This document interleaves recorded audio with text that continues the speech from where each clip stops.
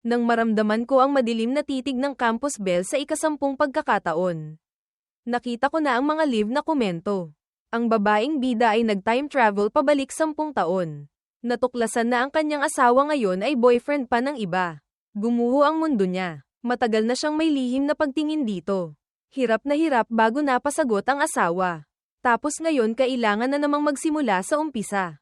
Si Marco ngayon ay may girlfriend. Kaya ang babaeng bida ay kailangang magtiis na lang. Pero pakiramdam ko, hindi na siya magtitiis tulad noong 19 anyos pa lang siya. Tama nga, sa sumunod na segundo, nakatanggap ako ng anonymous na text message sa telepono ko. Hi, pwede bang makipag-break ka na sa kanya? O okay lang ba sa'yo na magkaroon ng isa pang girlfriend? Pangako, bago kayo maghiwalay, magiging behave ako at magtatago.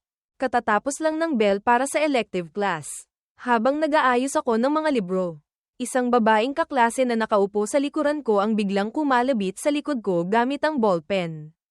Paglingon ko, medyo kinakabahan siya. Nakayuko, Marco, pwede mo ba akong tulungang tingnan itong problem? Tumango ako, kinuha ang kanyang advanced calculus book at isinulat ang solusyon. Naiintindihan mo na. Pagkatapos magpaliwanag, tiningala ko ang kaklase, para siyang natauhan. Namumula ang tenga. Nahihiyang tumango, naiintindihan ko na. Ang galing mo talaga, Marco. Magalang akong ngumiti sa kanya.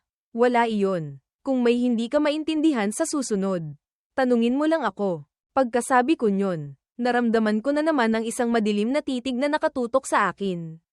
Lumingon ako kay Isabel na nasa harap ko. Pailes. Ang kanyang mga mata ay kumikinang. Matangos ang ilong. At ang maputing kutis ay lalong nagpapatingkad sa kanyang mga matang itim na parang malalim na lawa. Sa sandaling iyon, tinitingnan niya ng masama ang babaeng ngumiti sa akin. Nang makita niyang nakatingin ako, bahagyang gumalaw ang kanyang mga mata. At lumitaw sa ilalim ng kanyang mga mata ang kalungkutan at pighati. Parang isang kaawa-awang tuta na iniwan ng amo. Ito na ang ikailang beses na nangyari ito ngayong araw. Mula pa kaninang umaga. Basta't may babaeng kumausap sa akin. Kahit pa kaklase na humihingi ng contact number sa daan. O dalawang nakatatandang babae na nakikipag-usap sa club. Palagi siyang eksaktong lumilitaw. Nakatayo sa isang sulok at tahimik silang tinitingnan. At kapag napansin ko, bahagyang nanginginig ang kanyang mga pilikmata. Mukhang kaawa-awa at nag-iisa. Masyado itong kakaiba. Malinaw na wala kaming anumang ugnayan. Alam ko lang na siya ang campus belle ng S University. Malamig ang personalidad, at nag-aaral ng information technology. Bukod sa oras ng klase, bihira akong nasa paaralan, at hindi rin ako nakatira sa dormitoryo. Kahit anong isip ko, hindi ko maisip kung saan ko siya nagawa ng kasalanan. Nang hindi ko na matiis at gusto ko na siyang lapitan para tanungin. Biglang lumitaw ang isang serye ng mga live na komento sa harap ko. Ang 29 anyos na tita ay tititigan ng husto ang kanyang asawa. Habang ang 19 anyos na si Isabel ay tahimik lang nasasabihin sa sarili na wala siyang karapatang magselos. Ha ha ha. Ang desperadong asawa ay galit na nag-iisip sa kanyang puso. Bawat babaeng lumalapit sa asawa ko ay walang mabuting intensyon. Ang babaeng bida na mula sa 29 anyos ay nag-time travel pabalik sa 19 anyos, ang asawa niya ngayon ay boyfriend pa ng iba. Gumuho na ang mundo niya. Tapos itong mga babaeng ito ay kinakausap pa ang asawa niya. Lalo lang nakakainis. Matagal ng lihim na umiibig. Hirap na hirap bago nakuha ang asawa. Ngayon kailangan na namang magsimula sa umpisa. Sino ba namang hindi mababaliw? Kumurap-kurap ako. Sigurado akong hindi ako nag-hallucinate. Si Isabel ay may lihim na pagtingin sa akin. At siya pa ang magiging asawa ko sa hinaharap. Ngayon. Hindi na ito ang 19 anyos na si Isabel kundi ang asawa kong si Isabel mula sa hinaharap na nag-time travel pabalik. Naguguluhan kong inayos ang mga impormasyong ito. Muling lumitaw ang mga live na komento. Wala nang magagawa. Si Marco ngayon ay nakikipag-date sa kanyang kababata. Kaya ang babaeng bida ay kailangang magtiis na lang. Pero pakiramdam ko, hindi na siya magtitiis tulad noong 19 anyos pa lang siya. Nakikipag-date. Naalala ko na, dati. Yung si Andrea ay nakipag-date sa isang playboy sa kanilang department tapos iniwan. Pagkatapos, inimbitahan siya ulit ng lalaking iyon sa birthday party. Ginamit niya ang buong buwan niyang allowance para bayaran ako para magpanggap na boyfriend niya para makabawi siya. Hindi ako kulang sa pera pero masyadong makulit si Andrea. Araw-araw siyang nangungulit sa tabi ko. Hindi ko na natiis kaya pumayag ako. Hindi kaya nakita iyon ni Isabel noong araw na iyon. Habang palihim akong nagrereklamo tungkol sa kaibigan kong kababata na walang ginawang maganda. Nag-text siya sa akin. Marco, Jianghu Jiuji, Jianghu Jiuji Jianghu emergency. Meaning urgent help needed. Magtatype na sana ako nang biglang malakas na bumukas ang pinto sa likod ng classroom. Si Andrea na may mabilis at palabang mukha ay takot na bitbit ang bag ko sa isang kamay. At hinihila ako palabas sa kabilang kamay. Bang! Isang upuan ang malakas na tumalsik paatras. Gumawa ng malakas na ingay. Pinutol ang sasabihin ko. At pinigilan din ang kilos namin ni Andrea. Paglingon ko, si Isabel ay nakatayo laban sa liwanag. Matigas ang panga. Nakatitig sa parte kung saan hawak ni Andrea ang kamay ko. At may bakas ng pagkasira, sakit, at pagnanasa sa kanyang mga mata. Pagkatapos, pabulong siyang nagsalita, garalgal ang boses. Pasensya na, nagmadali akong tumayo, hindi ko naman kayo tinakot. Diba? Hinayla ako ni Andrea, na hindi pa rin nakaka-react.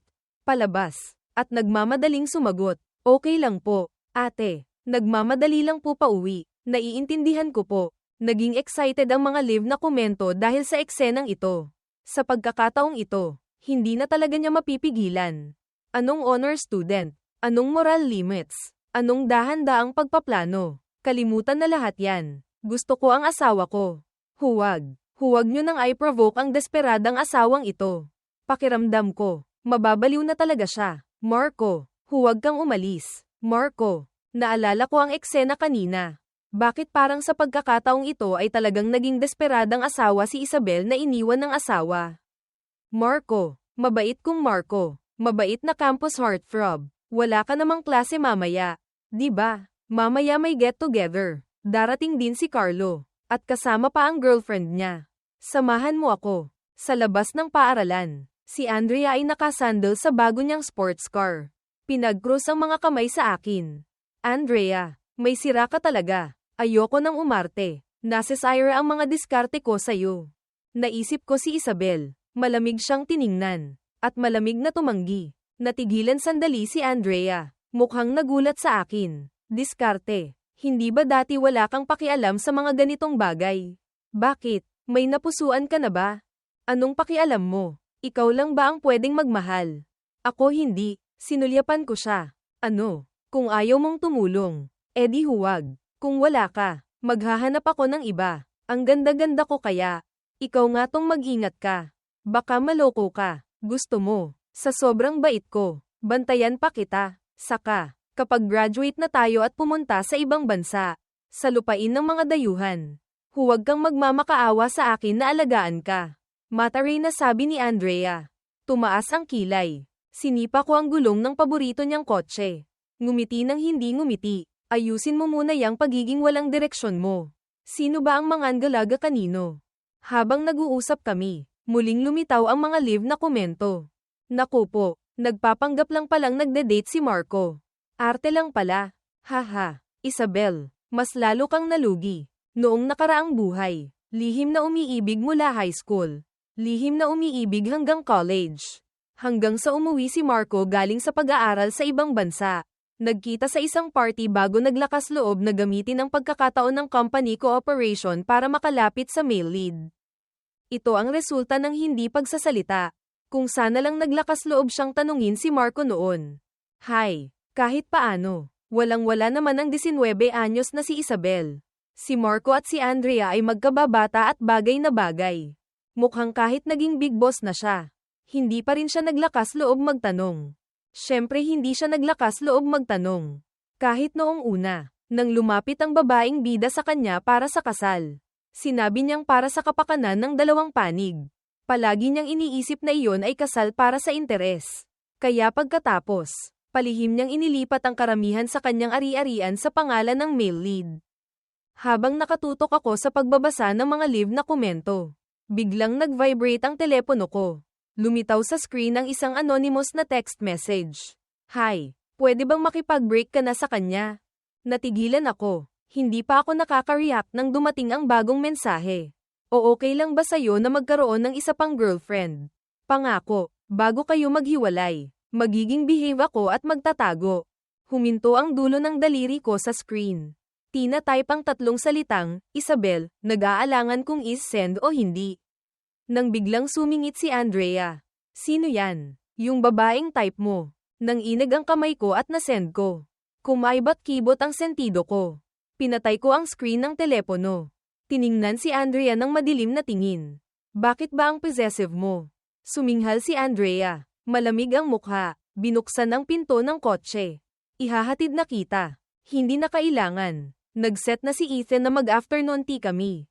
Mauna ka na. Nang marinig ang pangalan ni Ethan. Mabilis na sumakay si Andrea sa kotse. Umugang ang makina at humarurot palayo. Nasaan na ba yung si Andrea? Ilang araw na akong umuwi pero hindi pa rin siya nagpapakita sa akin. Ang senyoritong ito, hinawi ni Ethan ang makapal niyang buhok sa noo. Bakas ang pagkainis sa gwapo niyang mukha. Nakaupo ako sa upuan. Walang ganang umiinom ng pearl milk tea. Ipinapaliwanag sa kaibigan kong kababata na kasama naming lumaki ni Andrea. Sabi niya, noong huli kang umuwi, ginawa mo siyang model para sa practice mo. Habang kumukuha ka ng litrato, minumura mo pa siya. Na-trauma na raw siya. Malamig na ngumisi si Ethan. Huwag kang mag-alala. Hindi ko na siya pinapansin ngayon. Noong nakaraang araw, dumaan ako sa isang car repair shop. Nakakita ako doon ng isang hottie. Mamaya, isasama kita para makita mo. Gusto ko siyang maging model ko para sa practice. Hottie. Biglang pumasok sa isip ko ang imahe ni Isabel. Kinuha ko ang telepono. Marahang pinindot ang screen. Walang mensahe. Bahagyang tumaas ang kilay ko. Gabi, minamaneho ni Ethan ang bago niyang kotse. Hinihintay akong makarating sa car repair shop na iyon. Ang amo ay nagmamadaling lumabas para salubungin kami. Nanlalaki ang mata. Hindi pa siya nakakapagsalita. Itinuro na ni Ethan ang isang babae hindi kalayuan. Siya na lang. Tumingala ang babae. Malamig ang tingin. Pero nang makita ako, bahagya siyang natigilan. Tiningnan ko si Isabel na nakasuot ng puting bestida. Ang kanyang sexy na katawan na may mahahabang binti ay bahagyang nakikita sa ilalim ng palda. Bahagyang ngumiti ang gilid ng labi ko. Ano sa tingin mo, hottie? Di ba? Golden ratio. Siguradong maganda sa camera. Kumikinang ang mga mata ni Ethan sa sigasig para sa kanyang obra. Oo nga, hottie nga. Tiningnan ko si Isabel na dahan-daang lumalapit. Mahinang sumagot. Ang mga kamay ni Isabel na may mahahabang daliri ay nakasuot ng guwantes. Dumadaos-dos sa bawat detalye ng katawan ng kotse. Miss Ganda, anong pangalan mo? Dito ka nagtatrabaho. Magkano sahod mo? Interesado ka ba sa isang magaan na trabaho na mataas ang sahod? Inakbayan ako ni Ethan. Masigasig na parang isang manloloko. Hindi tumingala si Isabel, pero magalang pa ring sumagot ng maikli. Isabel, paminsan-minsan tumutulong sa kaibigan. Hindi interesado. Ngumuso si Ethan. Sumulyap sa teleponong umiilaw. Mukhang walang interes na lumayo para sagutin ang tawag.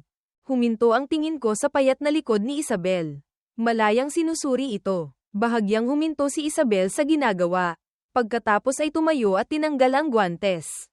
Tinitigan ko siya. Dahan-daang nagsalita. Wala ka bang gustong sabihin sa akin? Kumislap ang mga mata ni Isabel. Nag-aalangang magsalita. Matyaga akong naghintay. Nang halos masira na ang guwantes sa kakalamutak niya. Sa wakas ay nagsalita siya. Kakasabi lang ng dalawang salita, kanina, nang huminto ulit siya. Tiningnan niya ang direksyon kung saan si Ethan ay papasok na may malungkot na mukha. Inis niyang inihagis ang susi ng kotse sa kandanggan ko. Marco, pumunta ang nanay ko sa lugar ko para mag-check. Ikaw na muna ang magmaneho ng kotse ko pauwi. Kukunin ko na lang kung kailan. Mahigpit na ipinagbawal ng nanay ni Ethan ang pagmamaneho niya. Dahil dito, nilock pa niya ang credit card nito. Nakita kong nakatitig si Isabel sa susi. Bahagyang kumunat ang noo. Pagkaalis ni Ethan, iwinagayway ko ang susi sa kamay ko. Bakit? Gusto mong sumabay? Gusto ko lang siyang biruin. Ang resulta, ang mahahaba at malalakas na daliri ng babae ay dumapo sa katawan ng kotse. Lumaylay ang itim niyang buhok. Pwede ko bang i-drive? Ihahatid kita pa uwi. Tumaas ang kilay ko. Iniisip na nagpapakyut lang siya. Nang biglang dumaan ulit ang mga live na komento. Pagkakita pa lang na magmomotor ang asawa. Nanindig agad ang balahibo ni Isabel. Siguradong hindi makakalimutan ni Isabel ang nangyari noong nag-graduate ng high school ang male lead, Marco. Kasama ang mga kaibigan. Nagmaneho ng motor at naaksidente. Na-hospital, di ba? Noon, araw-araw siyang pumupunta sa ospital. Nakatayo sa malayo, tinitingnan ng male lead, Marco, sa siwang ng pinto. Nag-isip ako sandali, totoo ngang may ganoong nangyari. Mukhang hindi mali ang sinasabi ng mga komentong ito. Inabot ko ang natitirang helmet kay Isabel. Kinindatan siya. Sige, sunod. Tinitingnan si Isabel na inaayos ang helmet sa harap. Marahan kong ipinulupot ang braso ko sa bewang niya. Natigilan siya sandali, nanigas ang buong katawan. Parang sinusubukang pigilan ang sarili. Pero parang may lihim na kasiyahan. Magaling magmaneho si Isabel. Hindi masyadong mabilis. Kaya pagdating namin sa bahay ko, pareho kaming medyo nabasa ng ulan. Nakatayo ako sa elevator. Pinindot ang numero ng palapag. Tiningnan si Isabel na nakatayo sa labas.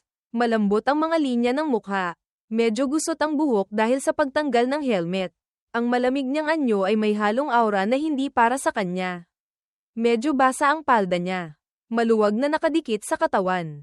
Pero nakaharap siya sa pintuan ng elevator na pasara na.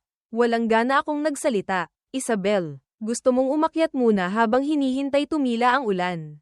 Tahimik ang paligid. Walang sagot. Bigla, blag, sa sandaling pagsara ng pinto ng elevator. Biglang hinawakan ng nanginginig na kamay ni Isabel ang frame ng pinto. Ang kanyang maitim na mga mata ay puno ng matinding emosyon. Medyo namumula ang gilid ng mata. Ngumiti ako at umusag para bigyan siya ng puwang. Pagpasok sa bahay, binuksan ko ang ilaw. Habang naglalakad ay sinabi ko sa taong nasa likod ko. Gusto mong maligo o tuwalya lang para panasan? Pagkasabi niyon, sumulyap ako sa labas ng bintana. Mukhang magtatagal pa ang biglaang buhos ng ulan na ito. Tuwalya na lang. Si Isabel ay nakatayo sa entrada. Hindi pumapasok sa teritoryo ko, para bang pinipigilan ang sarili na huwag lumampas sa isang hangganan. Tiningnan ko siya at natawa. Ganito rin ba ang mukha mo noong pinapadala mo sa akin yung mga text message na yon? Lakas loob kang sumama sa akin pauwi pero hindi ka nangangahas maghubad sa harap ko. Lalong namula ang mukha ni Isabel. Tumama ang ilaw sa kanyang pisngi. Kumuha ako ng isang basong tubig. Sumandal sa gilid ng mesa. Dahan-daang gumala ang tingin ko sa kanya. Isabel, bata pa lang ako. Magagandang bagay lang ang gusto ko. Bahagyang tumingala si Isabel. Naintindihan ang ibig kong sabihin. Sa gitna ng dagandong ng kulog. Unti-unti siyang lumapit sa akin. Walang pag-aalinlangang hinubad ang basang-basa niyang jacket. Ganap na lumitaw ang kanyang payat at kaakit-akit na katawan. Ang pulang sinulid sa kanyang leeg ay dumulas kasabay ng pagdalaw ng kanyang lalamunan. Bumagsak sa ilalim ng kanyang balaget, kung saan nakasabit ang isang maliit na anteng-anteng na pangkaligtasan. Sinundan ng tingin ko ang anteng-anteng. Sa isang iglap ay nasa harap ko na siya. Bahagyang yumuko. Ipinatong ang dalawang kamay sa gilid ng mesa. Ikinulong ako sa sarili niyang espasyo. Nasisiyahan ka ba, Senyoritong Marco? Dumampi ang hininga niya sa tainga ko. Dala ang kaba at pananabik. Iniling ko ang ulo. Bahagyang tiningala siya. Dahan-daang bumaba ang tingin ko mula sa kanyang leeg. Hanggang sa biglang tinakpan ng isang kamay ang mga mata ko. Lumubog sa dilim. Narinig ko ang garalgal at pigil na boses ni Isabel. Gusto kong maging girlfriend mo. Hindi para gawin ito sa'yo. Pagkatapos, mabilis at taranta na mga yabag patungo sa banyo. Paglabas ni Isabel, matagal na akong tapos maligo sa kabilang banyo. Ang tagal mo namang maligo. Isabel, nakatayo ako sa harap ng mesang inuman. Tinitingnan ng babaeng may basang buhok na basta nalang sinuklay pa atras. Bakit parang walang init ang taong ito? Nasa isip ko palang iyon nang makita kong nakatitig si Isabel sa pulang marka sa balaget ko. Bahagyang nanginginig din ang kamay niyang may hawak na tuwalya. Anong problema? Tiningnan ko siya. Nagtanong. Umalag-alog sandali ang dibdib niya bago kumalma ulit ang emosyon niya. Wala. Gutom ka ba? Hindi gutom. May pakwan sa ref. Kunin mo na lang at kainin. Sumandal ako sa sofa. Nagpalit ng komportableng posisyon. Kinuha ni Isabel ang unan sa tabi ko at inilagay sa likod ko. Pagkatapos ay tumalikod papunta sa kusina. Tiningnan ko ang tahimik niyang likod. Naalala ang tingin niya kanina. Parang isang lobo na nawalan ng pagmamahal ng amo. Habang nagdududa, muling lumitaw ang mga live na komento. Tanga ba talaga si Isabel? Hindi ba niya nakikitang gawa lang yan ng pagkakamot? Haha, bulag talaga ang taong umiibig. Isabel, okay lang yan. Ang iba ay dumadaan lang. Ikaw ang tahanan ng asawa mo. Ano to? Pabulong kong sabi habang lumalakad papunta sa full-length mirror. Madaling makita ang maliit na pulang marka sa balagat ko na gawa ng pagkakamot ko dahil sa Katie. Dinampi ng daliri ko ang pulang marka. Lumapit sa salamin. May ingay sa likod. Lumingon ako. Si Isabel ay may dalang plato ng hiniwang pakwan. Nakatingin sa akin. Namumula ang gilid ng mata. May namumuong luha sa kanyang mga mata. Matagal. Pinilit niyang ngumiti. Kain ka ng pakwan. Kumagat ako ng isang pirasong pakwan. Nagsalita. Isabel, yung markang yan ay, tumila na ang ulan. Malambing na pinutol ni Isabel ang sasabihin ko. Ang tingin niya sa akin ay may halong pakiusap. Pagkatapos ay nagmamadaling nagpalit ng damit na natuyo na. Bitbit ang basura at umalis sa bahay ko.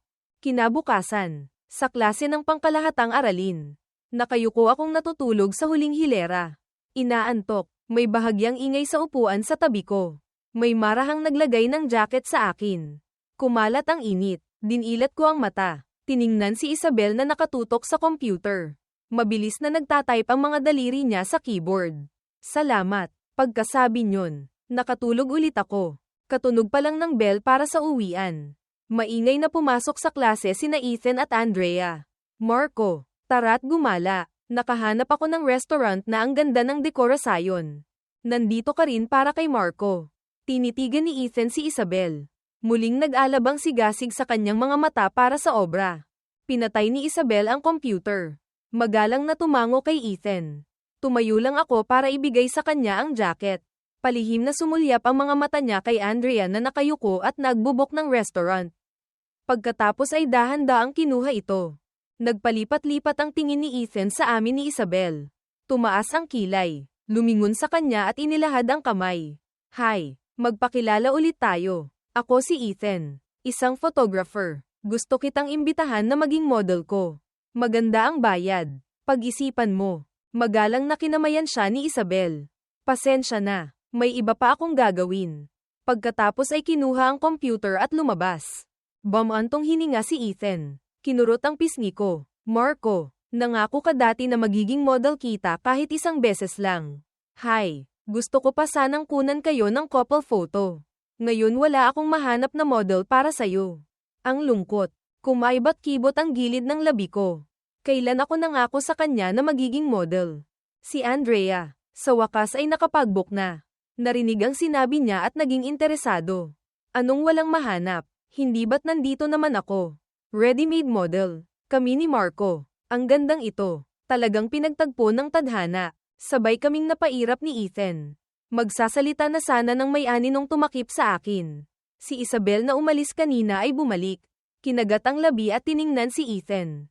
Kailangan pa ba? Ngumisi si Ethan na parang tusong sorrow. Nagpakita ng ngiting tagumpay. Siyempre, Isabel, may lason ba si Marco? Ang layo mo naman sa kanya. Lumapit ka pa ng konti. Marco, ipulupot mo ang braso mo sa leeg niya. Couple photo ang kinukunan ko. Hindi ID picture. Isang kamay ni Ethan ang may hawak ng camera.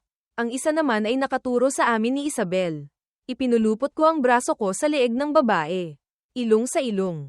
Ilang sentimetro lang ang pagitan. Binaba ko ang boses ko. Mataas na nga ang bayad. May pain pa. Tapos ganyan ka ka-unprofessional. Hindi dahil sa pera. Mahina akong walang ganang sumulyap kay Andrea na malamig ang mukha at nakatayo sa gilid. Dahan-daang nagsalita. Isabel, medyo nanginginig ang kamay mo. Takot ka ba kay Andrea? Pinahaba ko ang boses. Sadyang nanunukso. Naramdaman ko ang biglang higpit ng puwersa sa bewang ko tapos ay marahang lumuwag. Parang ayaw akong saktan. Marco, nagpalit ng posisyon si Isabel. Sinenyasan kami ni Ethan ng ilang galaw gamit ang dulo ng daliring may hawak ng camera. Lumipat si Isabel sa likod ko. Yamakap ang mga braso mula sa likod sa bewang ko. Buong katawan niya ay nakasandal sa likod ko. Nakapatong ang baba niya sa balikat ko. Bumalat sa akin ang banayad na amoy mula sa kanya. Hindi naman couple photo. Kailangan ba talagang ganyan ka-sweet? Marco, may hawak ba sa'yo si Ethan? Tumayo si Andrea mula sa upuan. Madilim ang mukha. Sa gitna ng pagtatalo, naramdaman ko ang isang magaang halik na damapo sa batok ko. Ang mainit na hininga ay dumampi sa balat ko. Dala ang isang nakakakilig na pakiramdam. Hindi ako takot kay Andrea. Takot lang akong mahirapan ka. Ang boses ni Isabel ay mababa at mahina. Dala ang pag-aalaga at pang-aakit. 3 set ng damit ang kinunan. Hapon na nang matapos. Tapos na ang trabaho. Pagod na kayo. Ililibre ko kayo ng pagkain. Doon mismo sa ni-reserve ni Andrea. Itinabi ni Ethan ang camera. Masayang nagsalita. Kumakain ng pagkain sa bahay pero nag-aalala sa iba. Walang utang na loob. Lumapit si Andrea sa likod naming dalawa. Binigyan kami ng tig-isang idioma. Pagkatapos ay tumalikod. Nagbubulong-bulungan habang tumatawag sa restaurant para kumpirmahin ang menu. Gusto ka ni Isabel. Hinawi ni Ethan ang buhok. Pinaningkitan ng mata ang saradong pinto ng fitting room. Alam ko, ngumiti ako sa kanya. Lumingon si Ethan at matagal akong tiningnan. Pagkatapos ay casual na nagkibit balikat. Interesado ka ba sa kanya? Oo. Interesado pero hindi pa naman gusto. Tumaas ang kilay ko. Hindi nagsalita. Sinulyapan ng oras sa telepono. Mauuna na ako. Saan ka pupunta? Hindi ka kakain. Ngayon ang katapusan ng buwan. Ipinakita ko ang telepono ko kay Ethan. Bawat katapusan ng buwan, umuuwi sa lumang bahay ng mga Marco, pangalan ng pamilya, para kumain. Ang pagganap sa isang eksena ng magalang na pamilya ay isang hindi nakasulat na tuntunin sa aming pamilya. Sa hapagkainan, ang mga katulong ay masunerang naghahain ng pagkain. Nagsasalin ng alak, walang ingay na naglalakad, walang ekspresyon ang mukha. Ang lumang bahay ng mga Marco na dati nang walang buhay ay lalo pang naging malamig. Tiningnan ko ang seryosong lolo sa punong upuan at ang mga magulang kong magkaiba ang mundo sa tabi ko. Ang produkto ng kanilang kasal na alyansa ay mula ng isilang ay napabayan na sa malaking bahay na ito. Nag-aaral, nagkakasakit, na-hospital, walang nagtatanong. Tanging sa katapusan lang ng buwan sila nakikita. Gumaganap sa isang eksena ng pamilya. Pinapanatili ang kanilang pagiging magalang para isipin ng iba na ang pamilyang Marco ay maayos. At ang mag-asawa ay nagmamahalan. Ganito na ako nabuhay sa loob ng 19 na taon. Bakit bigla akong parang hindi sanay? Habang nag-iisip, muling lumitaw ang mga live na komento na matagal nang hindi nagpapakita. Diyos ko, itong seryosong atmosphere. Nagsisimula na akong matakot, pero parang hindi pa naikukwento ng male lead, Marco, kay Isabel ang tungkol sa pamilya niya. Sa hinaharap, halos hindi na umuuwi ang male lead, Marco. Siguradong hindi na siya masyadong magkukwento sa kanya. Tiningnan ko ang mga live na komento. Kinagat ang labi, marahil hindi sinasadyang hindi sabihin kundi noong mga panahong iyon ay sanay na ako. Hindi ko naramdaman na may problema. Kinuha ko ang telepono ko at hinanap ang avatar ni Isabel. Tiningnan ang blankong chatbox. Nag-type ng 3 salita at pinadala. Anong ginagawa mo? Mabilis na sumagot ang kabilang panig. Naggagawa ng assignment, kasama ang isang litrato. Ang payat na kamay ay nakapatong sa puting keyboard ng computer. Maputi at mahaba, na nagpaalala sa akin ng imahe niya bilang car model. Dahan-daang dumadausdos. Bahagyang nanginig ang mga mata ko. Pinindot ang screen. Gutom na ako. Patuloy na lumalabas sa chatbox ang typing. Ngumiti ako ng may kasiyahan. Parang nanunukso ng isang maliit na aso. Biglang gaman ang pakiramdam ko. Nagpadala ako ng ilang salita na may halong pagiging mapagbigay. Gutom ang tiyan. Pumunta ka sa bahay ko at magluto. Matagal na namang tahimik ang kabilang panig bago nahihiyang sumagot ng isang salita. Sige, kailangan ko bang sabihin sa'yo kung anong gusto kong kainin? Alam mo, tama nga ang sinabi ni Isabel. Alam niya, sa buong lamesa ng pagkain, wala ni isang putahe na hindi ko gusto. At saka, napakagaling niyang magluto. Tiningnan ko ang babaeng naghuhugas ng pinggan sa kusina. Sa totoo lang, kung hindi ko nakita ang mga live na komento, iisipin ko talagang si Isabel ay isang beauty trap na pinadala ng kalabang kumpanya. Para siyang isang produkto na ginawa para lang sa akin. Mula ulo hanggang paa, mula loob hanggang labas, lahat ay swak sa panlasa ko. Habang nag-iisip, isang baso ng mainit na gamot sa sipon ang inabot sa harap ko. Medyo namumula ang dulo ng daliri ni Isabel. Ilang beses ka nang umubo ngayong araw. Inumin mo muna ito para iwas. Nakaupo ako sa sofa. Sinenyasan ko siya ng tingin. Bahagya siyang bumantong hininga. Inilapit ang baso ng tubig sa bibig ko. Hinayaan akong sumandal sa braso niya habang iniinom ang gamot. Pagkatapos ay isinubo sa akin ang isang pirasong candy. Inaalagaan mo ba ako na parang bata? Hindi malinaw ang pagkakasabi ko. Sinulyapan ko siya. Bahagyang ngumiti ang gilid ng labi niya. Malambing ang boses. Kung gayon, gamaan ba ng kaunti ang pakiramdam mo? Natigilan ang tingin ko. Hinawakan ang kamay niya. Madaling naitulak siya pababa sa sofa. Ipinatong ang mahabang binti. Umupo sa hita niya. Marco. Ipinatong ni Isabel ang mga kamay sa magkabilang gilid. Sinusubukang pigilan na huwag akong mahawakan, Isabel. Gusto mo ba ng reward? Kinurot ko ang pisngi niya. Yumuko para tingnan siya. Sa mga mata ni Isabel ay may bumabainggong alon. Unti-unting bumibigat ang kanyang hininga. Nang akma siyang magsasalita, idiniit ko ang labi ko sa kanya. Bahagyang binuksan. Kung hindi epektibo ang gamot sa sipon, matatakot ka bang kunin ko? Sa sumunod na segundo, biglang hinigpitan ang hawak sa bewang ko. Nagkadikit ang aming mga labi at dila. Naglambingan. Ganap na inangkin. Naramdaman ko ang kanyang hininga. Isang kakaibang pamamanhid ang gumapang sa buong katawan ko. Humigpit ang hawak ng kamay ko sa bewang ni Isabel. Hindi niya napigil ang bahagyang umungol. Isinubsob niya ang ulo sa leeg ko. Humihingal. Dinilaan ko ang medyo manhid kong labi. Naramdaman kong unti-unting kumakalma si Isabel. Isabel, kanina ka lang. Tinapak ni Isabel ang bibig ko. Kailangan ko nang umuwi. Tinitingnan ang tuwid na likod ni Isabel habang papalabas. Sumandal ako sa sofa. Bahagyang ngumiti ang gilid ng labi ko. Ang taong ito ay talagang magaling magtiis. Napatunayan ng katotohanan. Si Isabel ay talagang napakagaling magtiis. Sa mga sumunod na panahon, kami ni Isabel ay parang nagkaroon ng lihim na pagkakaunawaan. Araw-araw, kapag wala siyang klase, pupunta siya para magluto, maglaba, at maglinis ng bahay para sa akin. Maraming beses kong tinitingnan ang likod ni Isabel habang naghihiwa ng gulay. Tinitingnan ang kanyang tagiliran habang nagsasampay ng damit sa ilalim ng araw. Pati na rin ang mga sariwang bulaklak, ang malambot na alpombra na idinagdag sa bahay, at ang mga librong paminsan-minsan niyang nakakalimutan. Bigla akong nakaramdam na naging masigla at totoo ang buhay. Ang lugar na ito na dati kong ginagamit para takasan ang lumang bahay ng mga Marco ay biglang nagkaroon ng kakaibang pakiramdam ng pagkakabuklod. Ngunit hindi kailanman nagpalipas ng gabi si Isabel. Maliban sa isang beses na sumakit ang tiyan ko. Umupo siya sa tabi ng kama ko. Isang kamay ang humahaplos sa tiyan ko habang inaantok akong natutulog. Isang kamay naman ang nagbabrowse ng mga dokumento sa computer.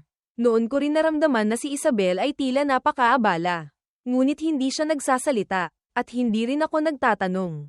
Hanggang sa makita ko siya sa isang business party. Kinatawan ko ang aking mga magulang.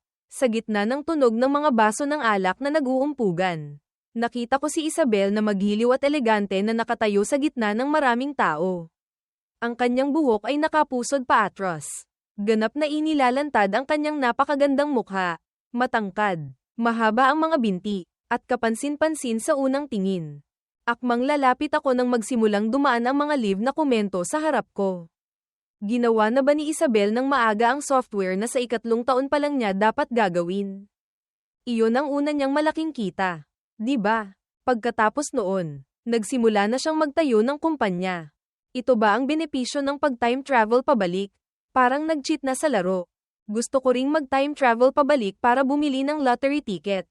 Nang makilala niya ng maaga ang male lead, Marco, siguradong mas lalo siyang nagmamadaling mag-mature. Natigilan ang mga hakbang ko. Kaya pala sa buong panahong ito, iyon ang pinagkakaabalahan niya. Ikaw pala si Isabel na binabanggit ni Ginoong Zamora. Dinala ka niya rito para kayong mga kabataan ay magkaroon ng mas malawak na pananaw. Tama ba? Nabanggit sa akin ang plano mo sa software. Talagang may talento. Kung may pagkakataon, maaari rin tayong magtulungan. Hindi kalayuan. Nakita ko ang lalaking mukhang maporma sa harap ni Isabel na may hawak na baso ng alak at nakangiti sa kanya. Masyado po kayong mapuri, magalang na sagot ni Isabel. Ibinaba ng lalaki ang baso ng alak sa mesa. Itinulak ito sa harap ni Isabel. Sana ay maging masaya ang ating pagtutulungan sa hinaharap. Tinitigan ni Isabel ang baso ng alak. Dumilim ang kanyang mga mata. Ngunit kalmado pa rin ang kanyang mukha. Pasensya na. Hindi maganda ang pakiramdam ko ngayon. Ginoong Lee, nandito pala kayo. Hindi pa tapos magsalita si Isabel.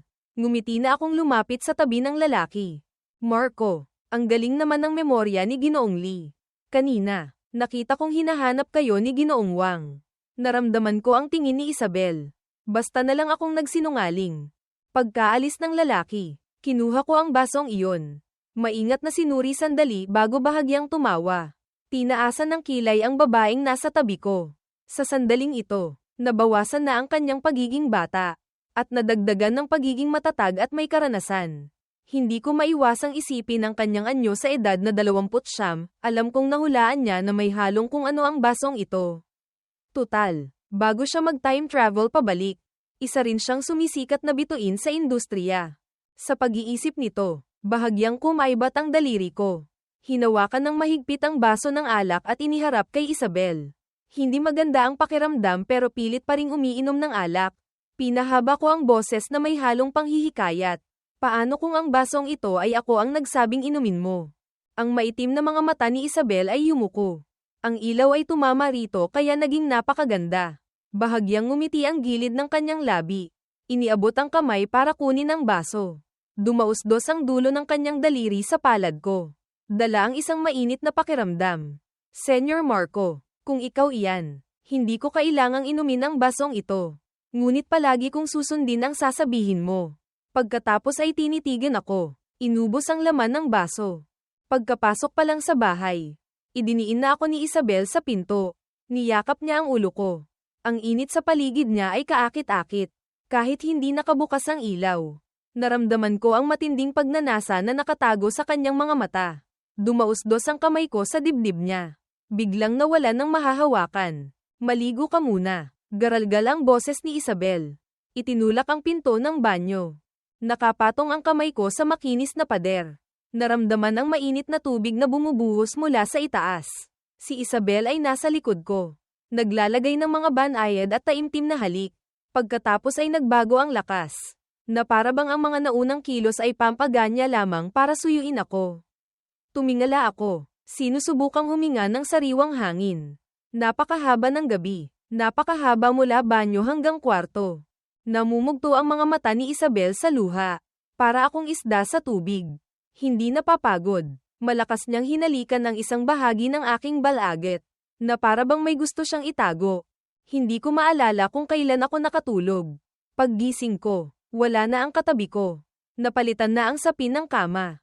At nalinis na rin ang mga gamit sa sahig. Napakagaan ng pakiramdam ko. Nakasuot pa rin ng pantulog.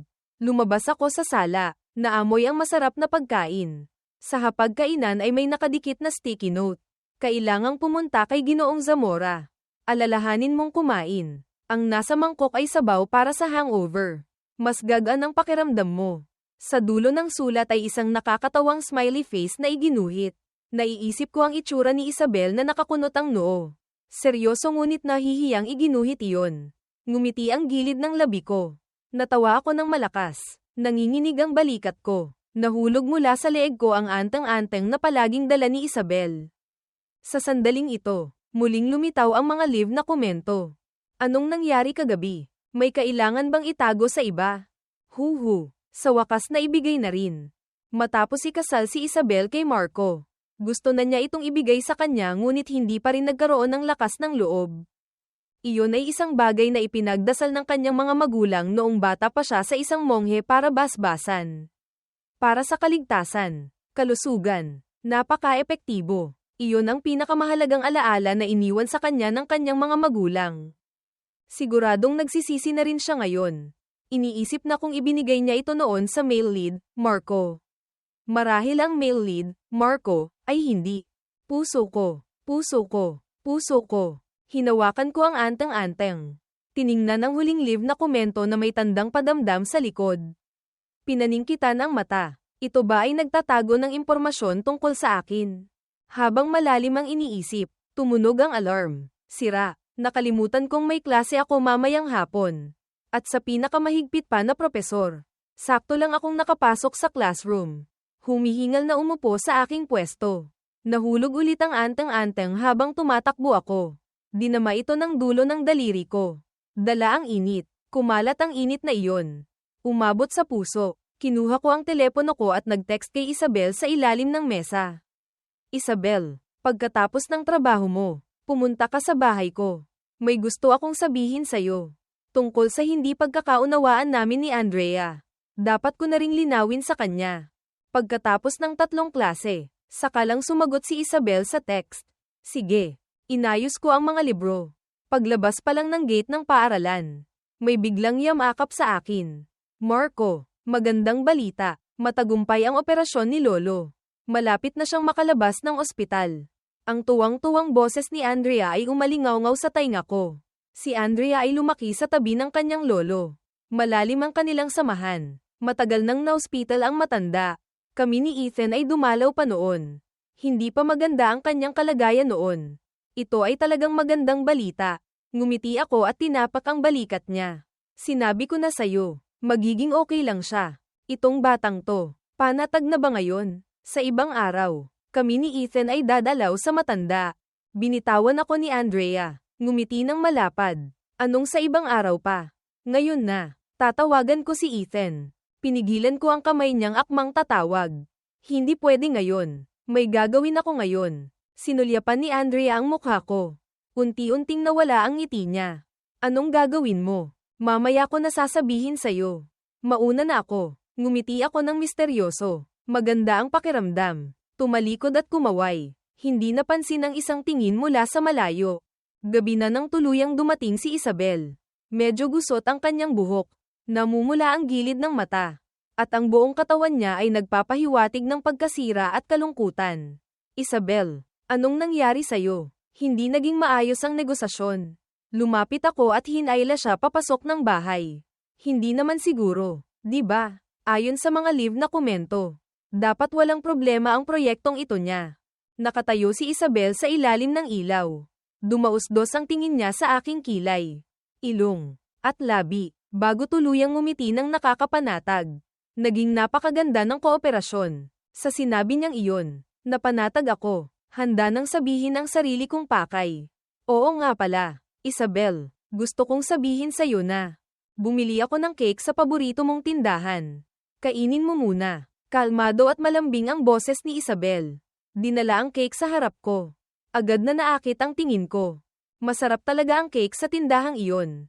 Pero laging kailangang pumila. Tamad akong pumila kaya bihira rin akong kumain. Dahan-daang binuksan ni Isabel ang kahon ng cake. Kumuha ng isang piraso gamit ang tinidor at isinubo sa akin. Kumain ako ng isang piraso. Tumango ako. Hinarap ang tingin niya at muling nagsalita.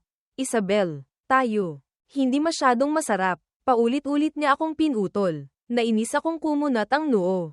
Malamig na nagsalita. Gusto kong sabihin sa'yo. Kami ni Andrea. Hindi pa tapos ang salita ko. Malakas na akong hinalikan ng taong nasa harap ko. Nanginginig ang kanyang labi. Puno ng bagsik, hindi pagsang-ayon. Ngunit may lungkot. Dumampi ang kamay niya sa batok ko. Idiniin sa ugat, ngunit hindi niya magawang gumamit ng lakas. Habang natutulala, dumaan ang mga live na komento sa harap ko. Duwag. Pwede bang patapusin muna ang male lead, Marco? Puro halik lang ang alam. Nakita lang na niyakap ni Andrea ang male lead, Marco. Natakot na baka gusto nang tapusin ng male lead, Marco, ang relasyon na ito. Ayaw na sa kanya, di ba? Kanina sa baba, hindi nang ahas umakyat. Takot lang makarinig ng ayaw niyang marinig. Sira ulo, huwag ka nang humalik. Hayaan mong magsalita ang male lead, Marco, natin. Kaya pala biglang naging kakaiba si Isabel. Isinukli ko ang kamay ko sa buhok niya. Akmang hihilahin ang taong kagat ng kagat at halik ng halik para mag-usap ng maayos nang maramdaman kong medyo basa ang labi ko. Pinaningkitan ko ng mata si Isabel na nakapikit. Humahalik habang umiiyak. Dahan-daang lumuwag ang kamay kong akmang sisibunutan siya. Marco, Naging napakaganda talaga ng kooperasyon ko. Pagkatapos nito magsisimula na akong magnegosyo. Nakaplano na ang lahat. Kapag kumita na ako, ililipat ko lahat ng ari-arian ko sa pangalan mo. Kahit anong gusto mo, ibibigay ko. Huwag mo lang akong ayawan. Pwede ba? Natauhan na si Isabel. Isinubsob ang ulo sa leeg ko. Ang boses niya ay garalgal na parang isang kaawa-awang tuta na ibinuhos na ang lahat ng lakas para suyuin ang amo. Isabel, ganyan mo ba ako kagusto? Walang ganang hinaplos ko ang malambot na buhok ni Isabel. Mas humigpit ang yakap ni Isabel sa akin. Garalgal ang boses. Tumingala ako sa buwan sa labas ng bintanang salamin. Dahan-daang nagsalita. Kung gayon, lilinawin ko sa'yo. Kami ni Andrea ay hindi kailanman nag-date. Noong nakita mo iyon, tinutulungan ko lang siyang umarte. Ngayong araw, niyakap niya ako dahil matagumpay ang operasyon ng lolo niya.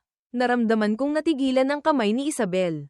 Nanigas ang ulo niya. Dahan-daang tumingala mula sa akin. Ang maganda niyang mga mata ay may luha pa rin. Ang ganda talaga ng umiiyak na dilag. Anong arte? Medyo nalilito pa rin siya. Tiningnan ko siya. Bahagyang ngumiti. Oo, arte. Hindi ko sinabi sa'yo noon dahil hindi pa ako masyadong interesado sa'yo. Hindi ka naman magagalit, di ba? Kung magagalit ka, hindi kita susuyuin. Nanginag ang pilikmata ni Isabel. Nakuha ang puntong gusto niyang marinig. Hindi sinabi noon dahil hindi interesado sa'yo. Kung gayon, sinasabi mo sa akin ngayon ay, hinaplos ng kamay niya ang bewang ko. Nawala ang lungkot sa kanyang mga mata. Napalitan ng matinding pagnanasa at kasabikan. Kinurot ko ang pisngi niya. Lumapit, marahang hinalikan ang labi niya. Bibigyan kita ng pagkakataong magpakitang gilas. Natigilan ang mga mata ni Isabel. Dumausdos ang kamay niya sa loob ng damit ko. Dumampi sa balat ko. Dala ang maingat na pag-aalab. Si Isabel ay talagang ibinuhos ang lahat ng kanyang lakas para magpakitang gilas. Ipinamalas ng husto ang potensyal ng kanyang 19 na taong gulang na katawan. Kalahating gabi. Nang mahigpit akong yakapin ni Isabel mula sa likod, biglang sumakit ang ulo ko. Hindi mabilang na piraso ng alaala ang sabay-sabay na bumalik. Iba't ibang imahe at tunog ang naghalo-halo. At sa huli ay may lumitaw sa isip ko. Iyon ang alaala ko mula 19 hanggang 29 na taong gulang. Ang buhay kolehiyo na walang Isabel. Sina Ethan at Andrea ay nag-aral sa ibang bansa. Sinunod ni Andrea ang kagustuhan ng pamilya. Nanatili sa ibang bansa para asikasuhin ang negosyo ng kumpanya sa ibang bansa. Ako naman, sa edad na 24, umuwi para pamahalaan ang negosyo ng pamilya. Sa isang party, nakilala ko si Isabel, isang sumisikat na bituin sa industriya noon. Dahil sa negosyo ng kumpanya, nagkaroon kami ng ugnayan, nang hilingin ng pamilya na magpakasal ako. Ayokong sa taong pinili ng magulang ko kaya ako na mismo ang lumapit sa kanya. Binibining Isabel, interesado ka ba sa isang kooperasyon na parehong makikinabang? Noong mga panahong iyon, wala naman akong nararamdaman para kay Isabel. Akala ko mahirap pakisamahan ang taong ito. Hindi ko inaasahang pumayag siya ng walang pag-aalinlangan. Pagkatapos naming ikasal, hindi siya kailanman nakialam sa anumang desisyon ko. Basta't nasa bahay kami, hindi niya pinapagluto ang katulong kundi siya mismo ang nagluluto. Puro paborito kong pagkain. Sa tuwing aalis ako para sa business trip, gaano man siya kabala, ihahatid niya ako sa airport at laging tinitiyak na may magdadala sa akin ng pagkain sa tamang oras. Ngunit noong mga panahong iyon, inakala kong ginagawa lang niya ng magalang ang tungkulin ng isang asawa para ipakita sa iba. Tulad ng kasal ng aking mga magulang. Nang ilipat niya ang karamihan sa kanyang ari-arian sa pangalan ko. Akala ko may malubha siyang sakit o tatakas. Ang resulta, sinabi lang niya nang walang bahala. Gusto ko lang ibigay sa'yo. Huwag kang mag-alala. Malinis ang mga ito. Bigla akong nalito sa taong nasa harap ko. Nagsimula akong maalala siya sa mga libreng oras ko bukod sa trabaho. Sa bahay, paminsan-minsan ko siyang tinitingnan. Sa edad na 20, nasa ibang bansa ako para sa isang kontrata. Ilang araw na tuloy-tuloy ang trabaho. Nang kausap ko si Isabel sa telepono. Nasabi ko nang hindi sinasadya. Bigla kong gustong kumain ng luto mo. Noong gabing iyon, pagod na pagod akong lumabas ng gate ng kumpanya.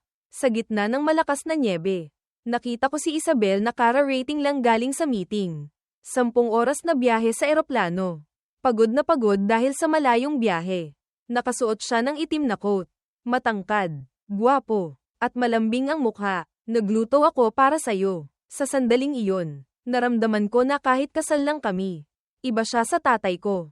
Pagka-uwi ko, bigla kong gustong ipagdiwang ang aming anibersaryo. Isang selebrasyon na hindi pa namin nagawa sa loob ng ilang taon naming kasal. Noong araw na iyon, tinawagan ko si Isabel na nasa kumpanya. Binibining Isabel, bigyan mo ako ng oras ngayon. Ha, anibersaryo natin. Mag-date tayo. Sasanduan kita. Narinig ko ang mabigat at hindi makapaniwalang hininga ni Isabel sa telepono. Ngunit hindi ko siya nakita. Naipit ako sa wasak na sasakyan. Bago ako tuluyang mawalan ng malay, narinig ko ang tunog ng ambulansya. Parang narinig ko rin ang boses ni Isabel. Dahan-dahan kong niyakap ang dibdib ko. Naramdaman ang tibok ng puso. Sa likod ko ay ang mahinang hininga ni Isabel. Humarap ako sa kanya. Ang mahahaba at makakapal niyang pilikmata ay nagbibigay ng anino sa kanyang batang mukha. Dumausdos ang daliri ko mula sa kanyang kilay, ilong, hanggang sa kanyang labi. Pabulong na sinabi, kung namatay ako sa aksidente sa sasakyan, nag-time travel pabalik, at hindi sinasadyang nawalan ng alaala. Ikaw, paano ka nakapag-time travel pabalik? Mahimbing na natutulog si Isabel.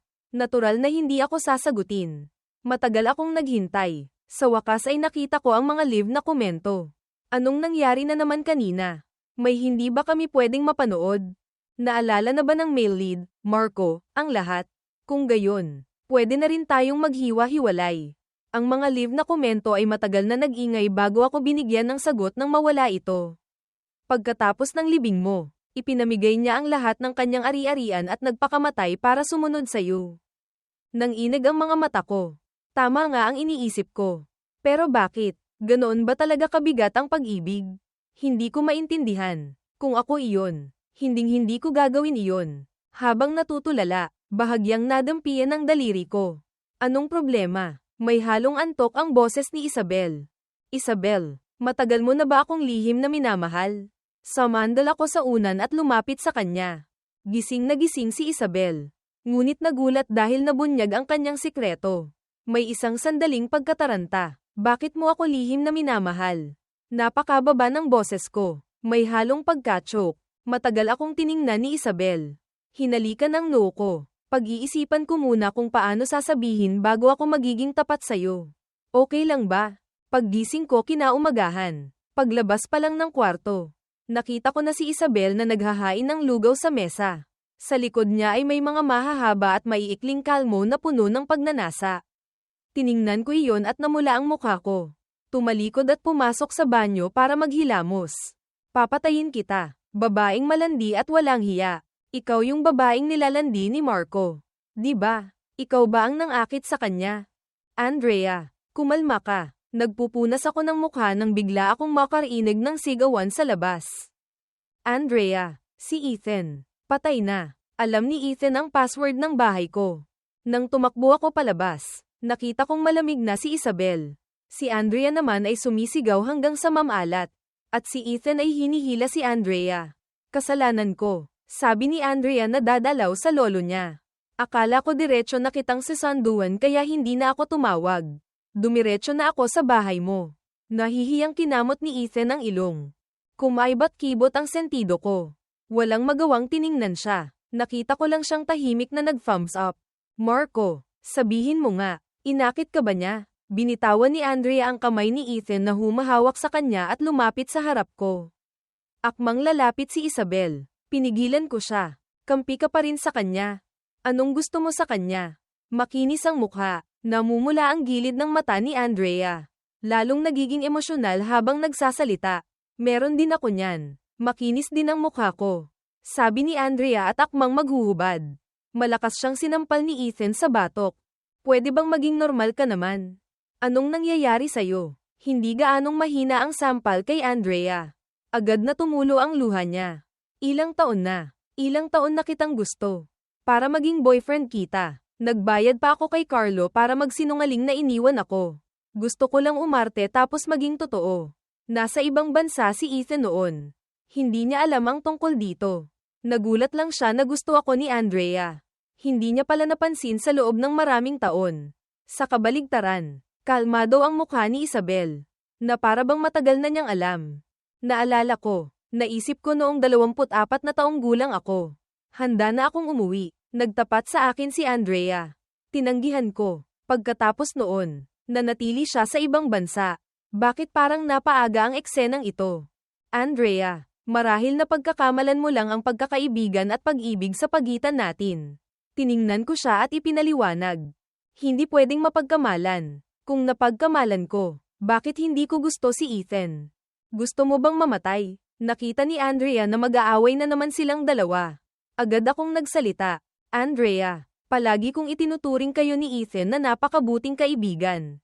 Ngumuso si Andrea, nasasaktan at hindi sang-ayon. Siya, anong lamang niya sa akin? Bumantong hininga ako. Dahan-daang tinanong si Andrea ng isang tanong. Alam mo ba kung saan ako allergic? Huminto sa paghikbi si Andrea. Natigilan. May allergy ka pa ba sa iba?